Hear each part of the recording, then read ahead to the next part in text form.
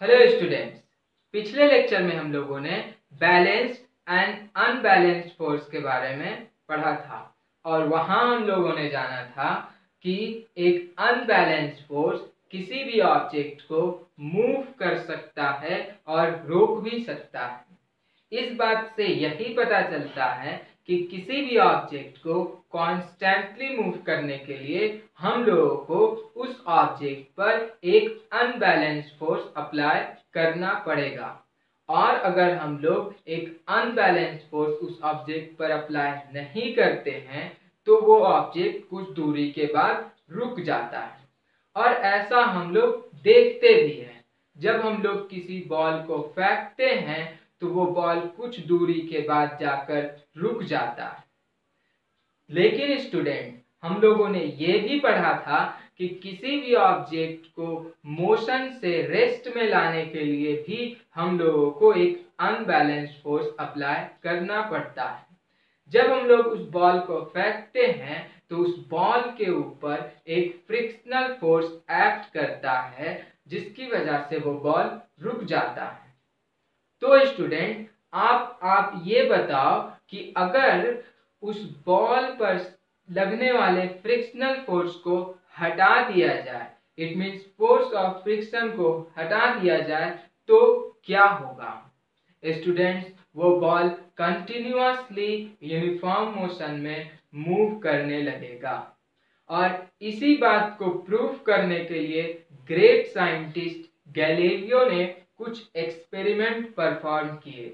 तो आइए जान लेते हैं कि गैलीलियो ने किस एक्सपेरिमेंट को परफॉर्म किया। गैलीलियो ने अपने पहले एक्सपेरिमेंट में एक इंक्लाइन प्लेन लिया। उन्होंने एक बॉल को ऊपर से नीचे की ओर रोल किया। जब वो बॉल ऊपर से नीचे की ओर रोल करता है तो वेलोसिटी इंक्रीज हो जाता है, और जब उसी बॉल को नीचे से ऊपर की ओर मूव कराया जाता है तो वेलोसिटी डिक्रीज कर जाता है।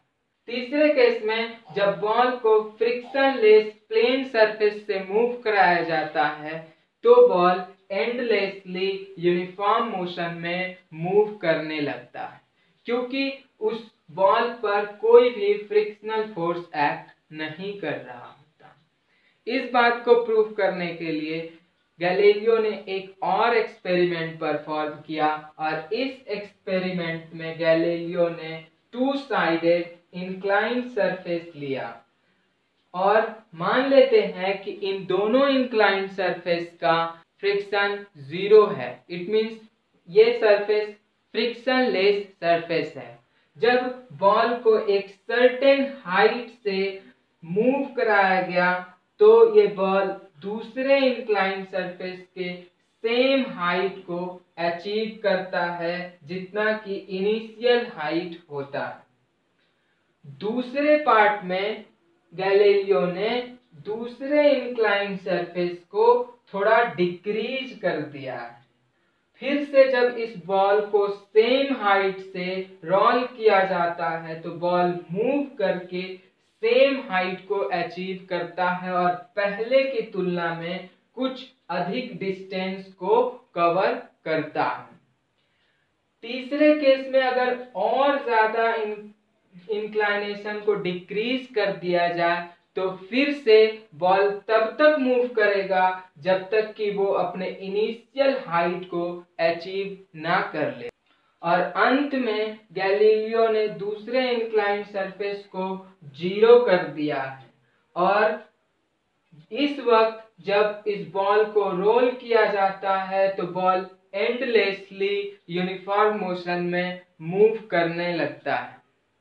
तो स्टूडेंट, इन सारे एक्सपेरिमेंट से हम लोगों को यही पता चलता है कि किसी भी ऑब्जेक्ट को यूनिफॉर्म मोशन में मूव करने के लिए किसी भी एक्सटर्नल फोर्स की जरूरत नहीं होती है। And at last Galileo concluded that the state of rest and state of motion of an object are equivalent. It means जिस तरह से किसी ऑब्जेक्ट पर जब तक फोर्स नहीं लगाया जाता है वो ऑब्जेक्ट रेस्ट पर ही रहता है, ठीक उसी तरह से अगर किसी मूविंग ऑब्जेक्ट पर कोई फोर्स ना लगाया जाए तो वो ऑब्जेक्ट कॉन्स्टेंटली यूनिफॉर्म मोशन से मूव करता रहेगा। तो स्टूडेंट, आज के इस लेक्चर में इतना ही। जल्द मिलते हैं अगले लेक्चर में। तब तक के लिए खूब पढ़िए और अपने परिवार के साथ साथ अपने देश का भी नाम रोशन कीजिए। जय हिंद।